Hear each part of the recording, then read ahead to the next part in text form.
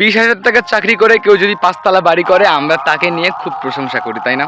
আমরা এইভাবে বলি, ও 20,000 টাকা চাকরি পেয়ে 5 তলা বাড়ি করলো, তুই কি করলি? বিয়ের বাজারের মধ্যে না সর্বপ্রথম মেয়ের বাবা মা দেখে ছেলেটা সরকারি চাকরি করে কিনা, কিন্তু এইটা দেখে না ছেলেটা সৎ কিনা, ছেলেটা সৎভাবে ইনকাম করে কিনা, নাকি ছেলেটা কোনো দুর্নীতি করে। এগুলো দেখা হয় না, শুধু দেখা হয় কি সরকারি চাকরি করে কিনা। আসলে আমাদের সমাজের মধ্যে যদি কারো ব্যাংক ব্যালেন্স থাকে, কে কয়টা বাড়ি করলো, কে কয়টা গাড়ি করলো, এগুলো দেখে সম্মান করা হয়।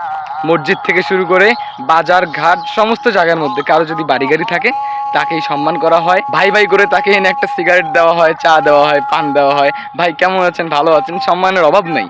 অথচ যেই ছেলেটা দিনের পর দিন কষ্ট করে মাথার ঘাম পায়ে ফেলে, যেই ছেলেটা দিনে উপার্জন করে সংসার চালায়, সেই ছেলেটার কোনো মূল্যই নেই। বিয়ের বাজারের মধ্যে সেই ছেলেটার কোনো মূল্যই নেই। 20,000 টাকার বেতন দিয়ে কি 5 তলা বাড়ি করা সম্ভব? নিশ্চয়ই দুর্নীতি আছে। তবে সব সরকারি চাকরিজীবী লোকেরা যে দুর্নীতি করে তা আমি বলতেছি না, হাতে গোনা শুধু কয়েকজন। তবে আমরা এইটা দেখি না ছেলেটা সৎ কিনা, আমরা শুধু দেখতেছি গাড়ি বাড়ি ব্যাংক ব্যালেন্স আছে, এর সাথেই আমার মেয়ের বিয়ে দিব। 20,000 টাকা বেতন পেয়ে সে এত বড় দালান কোটা কিভাবে করলো?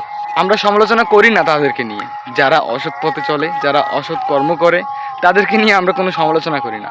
আমরা সমালোচনা করি শুধু তাদেরকে নিয়ে যেই ছেলেটা দিন আনে দিন খায়। হ্যাঁ, সেই ছেলেটার কোনো ব্যাংক ব্যালেন্স নেই, আমরা শুধু তাদেরকে নিয়েই সমালোচনা করি। সেই ছেলেটাই কি করলো না করলো সমালোচনার শেষ নেই। কেন ভাই, এটা কেমন সমাজ?